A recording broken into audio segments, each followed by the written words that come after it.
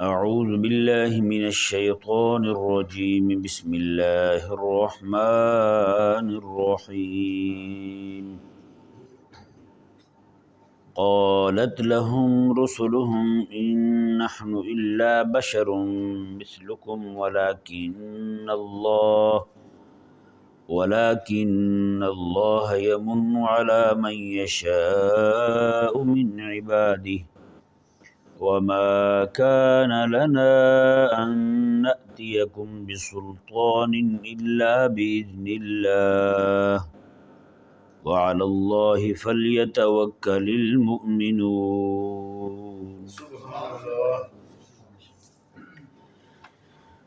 جیسا کہ کل آپ کے سامنے بیان ہوا کہ تمام انبیاء کرام علیہ السلام کے مخاطبین نے انہیں سامنے رکھ کر کے کچھ اشکالات وارد کیے۔ انہوں نے کہا کہ پہلا اشکال تو انہیں یہ تھا کہ ہم بھی بشر آپ بھی بشر، ہم دونوں ایک جیسے ہیں، پھر آخر کیا وجہ ہے کہ آپ پر وحی آتی ہے ہم پر وحی نہیں آتی؟ تو انہوں نے پھر کہا کہ ہمارے پاس کوئی روشن دلیل لے کر آؤ، یعنی کوئی معجزہ دکھاؤ ہمیں تو ہمیں یقین ہو جائے کہ تم اللہ تعالیٰ کے نبی اور رسول ہو۔ حضرات انبیاء کرام علیہ السلام نے انہیں جواباً فرمایا، قالت لہم رسلہم، انہیں فرمایا رسول کرام علیہ السلام نے، ان نحن الا بشر مثلکم، یہ بات تو تمہاری ٹھیک ہے کہ ہم تمہارے جیسے بشر ہی ہیں، جی ہم بھی انسان ہیں، جن چیزوں کی تمہیں حاجت ہوتی ہے انہی چیزوں کی ہمیں حاجت ہوتی ہے۔ دنیا میں آنا جو ہے وہ ہمارا بھی اسی طرح ہے جس طرح باقی لوگوں کا ہے، گرمی سردی جس طرح تمہیں محسوس ہوتی ہے اسی طرح ہمیں بھی محسوس ہوتی ہے، اس سے کوئی انکار نہیں ہے۔ لیکن ہم پر اللہ تبارک و تعالیٰ نے ایک خاص فضل فرمایا ہے، اور وہ فضل وَلَٰكِنَّ اللَّهَ يَمُنُّ عَلَىٰ مَن يَشَاءُ مِنْ عِبَادِهِ، وہ فضل ہے اللہ تبارک و تعالیٰ کا، اپنے بندوں میں سے جس پر چاہتا ہے اسے مخصوص فرما لیتا ہے۔ یعنی وہ فضل جو ہے اللہ تعالیٰ کا، وہ احسان جو ہے وہ وحی والا ہے۔ کون سا ہے؟ وحی والا احسان ہے اللہ تبارک و تعالیٰ کا۔ یہ جسے اللہ تعالیٰ پسند فرمائے اسے عطا فرماتا ہے۔ یہ ذہن میں رہے کہ جو ان کا یہ مقولہ ہے یہ عام نہیں ہے، یہ میرے آقا علیہ السلام کے زمانہ مبارکہ تک تھا۔ جب تک آقا علیہ السلام تشریف لے آئے اس کے بعد اللہ تبارک و تعالیٰ کی طرف سے یہ عمل جو ہے یہ موقوف اور منقطع ہو گیا، اور قیامت تک کے لیے ہمیشہ ہمیشہ کے لیے ختم ہو گیا۔ ہاں جی، کوئی اس جملے کو لے کر کے کہ دیکھیں جی اللہ تبارک و تعالیٰ کے انبیاء کرام علیہ السلام خود کہہ رہے ہیں کہ اللہ تبارک و تعالیٰ اپنے بندوں میں سے جسے چاہتا ہے اس احسان کے ساتھ انعام کے ساتھ مخصوص فرما لیتا ہے، تو مخصوص بالکل فرماتا تھا اللہ تبارک و تعالیٰ۔ یہ اللہ تبارک و تعالیٰ کے مخصوص فرمانے کا ہی نتیجہ تھا کہ کم و بیش 1,24,000 انبیاء کرام علیہ السلام تشریف لائے۔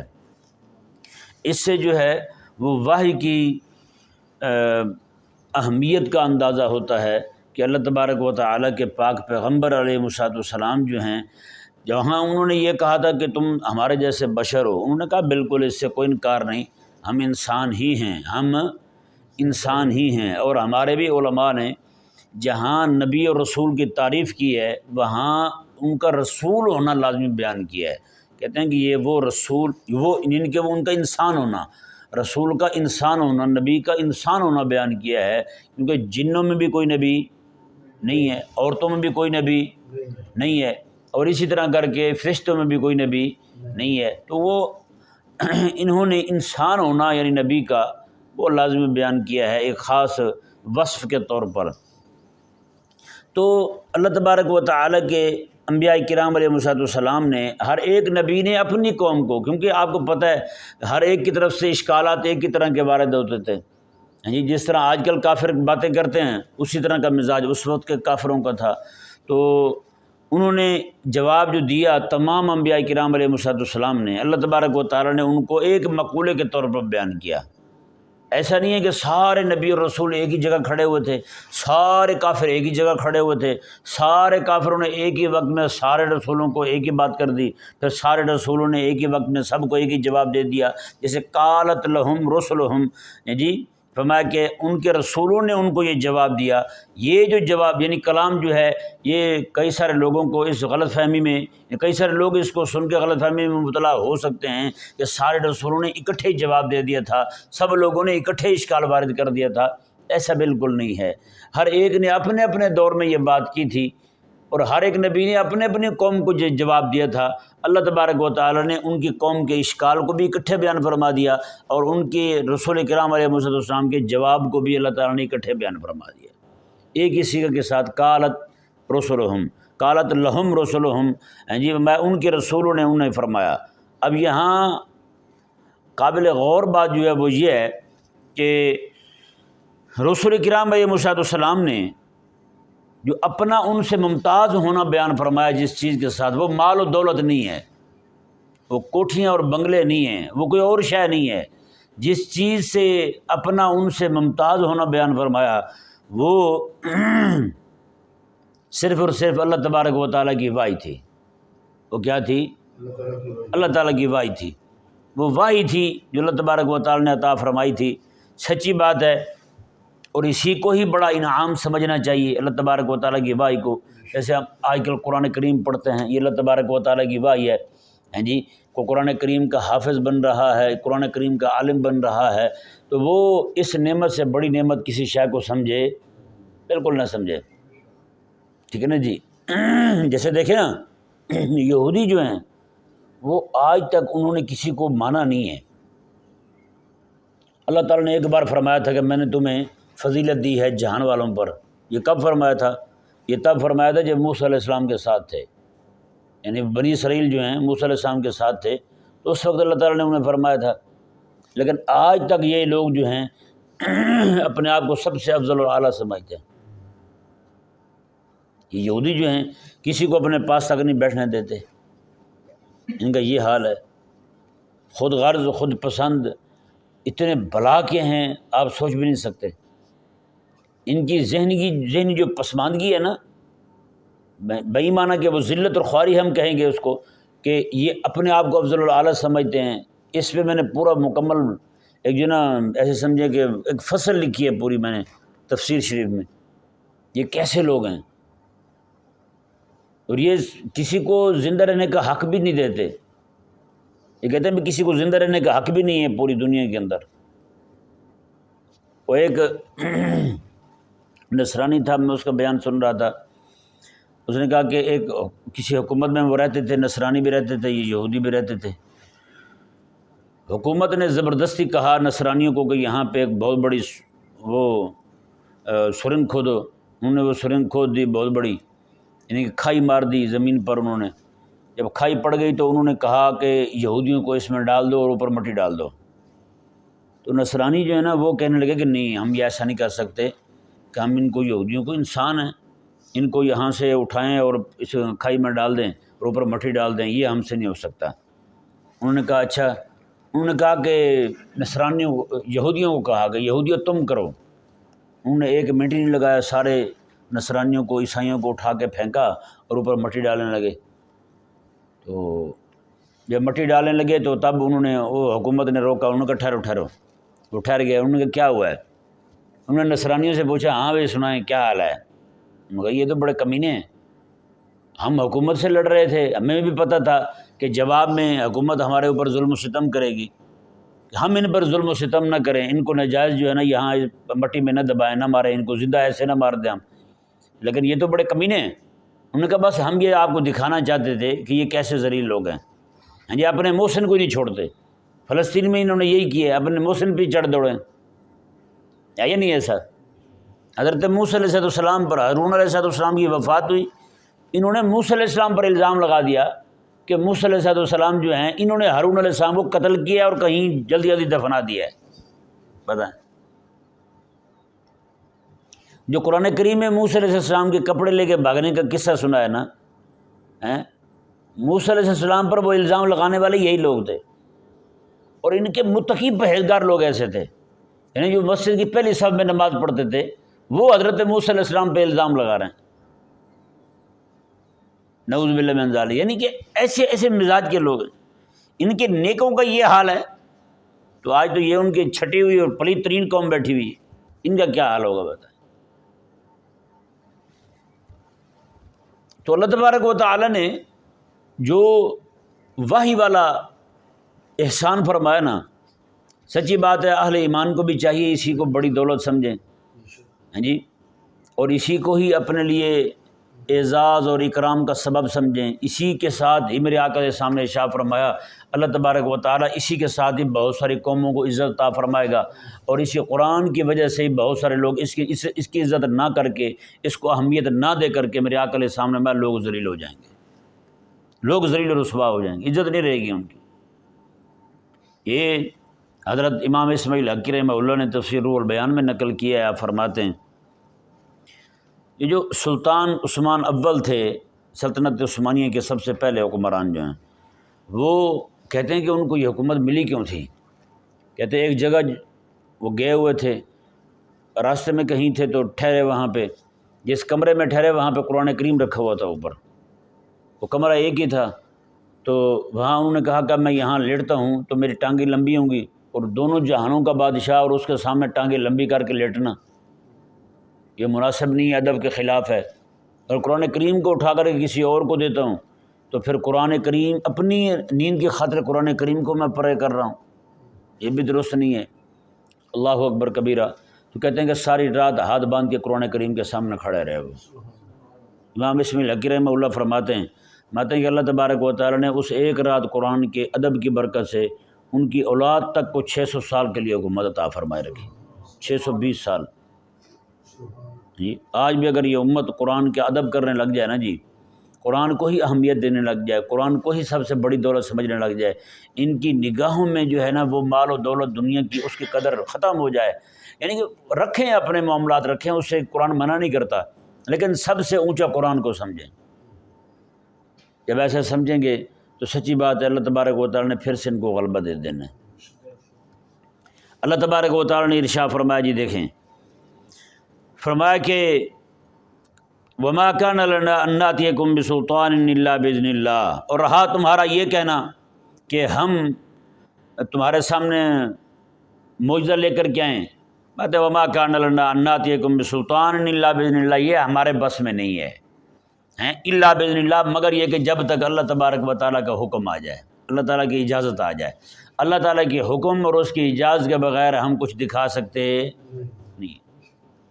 یہ دو ٹوک عقیدہ بیان کیا حضرات انبیاء کرام علیہ السلام نے، رسول کرام علیہ السلام نے، جی، کیونکہ وہ ایک ما فوق العادہ ایک کام ہوتا ہے، ایسا یعنی کہ عام طور پر ممکن نہیں ہوتا، تو وہ اللہ تبارک و تعالیٰ کی طرف سے ہی ہوتا ہے۔ اولیاء کرام علیہ السلام کے ہاتھ سے جو کرامت ظاہر ہوتی ہے وہ بھی اللہ تعالیٰ کی طرف سے ہی ہوتی ہے، وہ خدائی طاقت ہے، اللہ تبارک و تعالیٰ اپنے جس بندے کے ہاتھ پہ ظاہر فرما دے، اپنے رسول کرام علیہ السلام، انبیاء کرام علیہ السلام کے ہاتھ پر بھی ظاہر فرماتا تھا، اور وہی طاقت اور قدرت جو ہے اس کا اظہار اللہ تبارک و تعالیٰ اپنے اولیاء کرام کے ہاتھ پر بھی فرما دیتا ہے۔ دیکھیں نا قرآن کریم نے کیا ہمیں عقیدت دیا ہے، کیا فہم، کیا شعور دیا ہے اس معاملے میں، کیا منہج دیا ہے۔ حضرت سیدنا سلیمان علیہ السلام، آپ نے فرمایا تھا نا، فرمایا کہ کون ہے جو تخت لے کر آئے گا؟ جی ایک جن کھڑا ہوا، کہنے لگا جی میں لے آتا ہوں، اور میں بڑا آپ کی مجلس ختم ہونے سے پہلے لے آؤں گا، یعنی جب تک آپ کو ضرورت ہے آپ کی ضرورت کے وقت ہی میں لے آؤں گا میں۔ ہاں جی، تخت کہاں پہ پڑا ہوا تھا؟ بیٹھے کہاں پہ تھے؟ بیٹھے بیت المقدس میں تھے، ہاں جی، القدس شریف میں بیٹھے تھے، اور وہ جو ہے وہ کہاں پڑا ہوا تھا؟ تخت یمن میں پڑا ہوا تھا۔ کہاں تھا؟ یمن میں پڑا ہوا تھا، یمن کے علاقے میں سبا علاقہ تھا، وہاں پہ پڑا ہوا تھا۔ جیسے انہوں نے یہ کہا کہ میں، جن نے کہا کہ میں لے آتا ہوں، آپ نے کہا کہ نہ، یہ بہت دیر ہو جائے گی، ہمیں اس سے بھی جلدی چاہیے۔ حضرت آصف بن برقیہ رضی اللہ تعالیٰ عنہ کھڑے ہوئے کہنے لگے جی میں لاتا ہوں، میں کتنی دیر لگاؤ گے؟ انہوں نے کہا حضور بس آپ کی آنکھ جھپکنے سے بھی پہلے لے آؤں گا، قبل ان یرتد الیک طرفک، آپ کی آنکھ جھپکے گی اس سے بھی پہلے لے آؤں گا۔ آنکھ جھپکنے میں کتنا وقت لگتا ہے؟ انہوں نے کہا اس سے بھی پہلے لے آؤں گا۔ جب لے کے آ گئے، آ کے رکھ دیا سامنے، حضرت سیدنا سلیمان علیہ السلام نے بھی ملاحظہ فرمایا کہ سامنے پڑا ہوا ہے، فوراً آپ کی زبان پر پتہ کیا الفاظ آئے؟ اللہ اکبر، یہ ہے جی یہ عقیدہ، ھذا من فضل ربی، میں یہ میرے رب کا فضل ہے۔ یہ کس کا فضل ہے؟ میرے رب کا فضل ہے۔ اور یہی حضرت مریم رضی اللہ تعالیٰ عنہ کے سامنے جب وہ میوے پڑے ہوئے تھے، وہ بھی وہ جن کا موسم بھی نہیں تھا پورے فلسطین میں، القدس میں، ملک شام میں، تو اس وقت جو ہے نا انہوں نے پوچھا حضرت زکریا علیہ السلام نے، یہ کہاں سے آئے ہیں؟ انہوں نے کہا کہ یہ میرے رب کی طرف سے آئے ہیں۔ کس کی طرف سے آئے ہیں؟ میرے رب کی طرف سے آئے ہیں۔ تو یہ جو ہے اللہ تبارک و تعالیٰ نے یعنی کہ واضح فرما دیا حضرات انبیاء کرام علیہ السلام کی زبان سے کہ معجزہ کا جو ظہور ہوتا ہے وہ اللہ تعالیٰ کی طرف سے ہی ہوتا ہے۔ کس کی طرف سے ہوتا ہے؟ اللہ تعالیٰ کی طرف سے ہی ہوتا ہے۔ اس طرح کرامت جو ہے وہ بھی اللہ تعالیٰ کی طرف سے ہی، اللہ تعالیٰ کی طاقت و قدرت ہوتی ہے، وہ اللہ تعالیٰ کے بندے کے ہاتھ پر ظاہر ہوتی ہے۔ سمجھ آیا نا جی؟ ہاں، جیسے وہ ایک بڑی پرانی بات ہے، ویسے ایک پیر تھا فیصل آباد کا، اس کو کسی نے کہا کہ جی آپ غوث پاک جو ہے نا مردوں کو زندہ کرتے تھے تو آپ بھی کر کے دکھائیں۔ اللہ اکبر کبیرہ، اس نے کیا کیا جی، وہ مرغا ایک تھا اس کو ذبح کیا، اس نے تھوڑا سا کٹ لگا دیا، اس نے کہنے لگا آ جاؤ جی سارے چینل والوں آ کے دکھاؤ تم بھی ٹی وی پہ۔ اب وہ مرغے بیچارے کو اتنی اذیت دی جا رہی ہے، اس کا گلا جو ہے نا وہ تھوڑا سا کاٹ دیا گیا حلق اس کا، باقی سارے کا سارا وہیں روک دیا گیا، اور اعلان کر رہے لوگوں کو بھائی جیو والے نہیں پہنچے، پی ٹی وی والے نہیں پہنچے، فلانے نہیں پہنچے۔ اللہ تعالیٰ کے اولیاء کرامتیں اس طرح دکھاتے پھرتے ہیں؟ نہیں سمجھ آیا مسئلہ؟ تو عجیب نظام ہے۔ اللہ تبارک و تعالیٰ حضرت غوث پاک رضی اللہ تعالیٰ نقل فرماتے ہیں کہ اللہ تعالیٰ کے جو اولیاء ہیں نا وہ اپنی کرامات کو اس طرح چھپاتے ہیں جس طرح عورتیں جو ہے اپنے گندے کپڑوں کو چھپاتی ہیں۔ بتائیں، یہ تو اعلان کرتے پھرتے ہیں باقاعدہ۔ آج کئی سارے آستانے جو ہیں نا وہ آپ وہاں چلے جائیں، وہاں انہوں نے کرائے پہ بندے بٹھائے ہوتے ہیں کرامتیں سنانے کے لیے، اور وہ بھی جھوٹی موٹی، ٹھیک ہے نا؟ ان کو پتہ ہے بھی جتنی جھوٹی کرامتیں سنائیں گے اتنا ہی جناب وہ ہماری طرف جو ہے نا وہ ماحول بنے گا۔ حضرت سیدنا امام غزالی رحمہ اللہ نے ارشاد فرمایا، جہاں پہ آپ نے بندے کے کافر ہو کر مرنے کے اسباب لکھے نا، وہاں پہ آپ نے یہ بھی لکھا ہے، فرمایا کہ جو بندہ ولی نہ ہو ولایت کا دعویٰ کرے، مطلب ممکن ہے کہ اللہ تبارک و تعالیٰ اس سے اسلام ہی چھین لے، اللہ تعالیٰ مومن ہی نہیں رہنے دے، اس کا ایمان ہی سلب ہو جائے۔ تو اس لیے ان چیزوں سے بچنا چاہیے۔ یہ نہیں کہ بندہ ایسے ہی نہ وہ اپنے آپ کو ولی ہونے کے اور غوث قطب ہونے کے نعرے لگواتا رہے، جی بعد میں کچھ ہو ہی نہ۔ یہ 2-3 دن پہلے ایک ہمارے مفتی صاحب ہیں، دوست ہیں، انہوں نے ایک ویڈیو گروپ میں بھیجی تھی۔ وہ ایک مولوی صاحب کہہ رہے تھے کہ باقی لوگوں کے لیے جو ہے نا وہ کتابیں جو ہے نا وہ حوالہ ہیں، لیکن مرید کے لیے جو ہے نا وہ پیر کے چہرے کی چمک حوالہ ہے۔ پیر کی چہرے کی چمک جو ہے نا بس وہی حوالہ ہے، اس کے لیے قرآن حدیث کی ضرورت ہی کوئی نہیں، بتائیں۔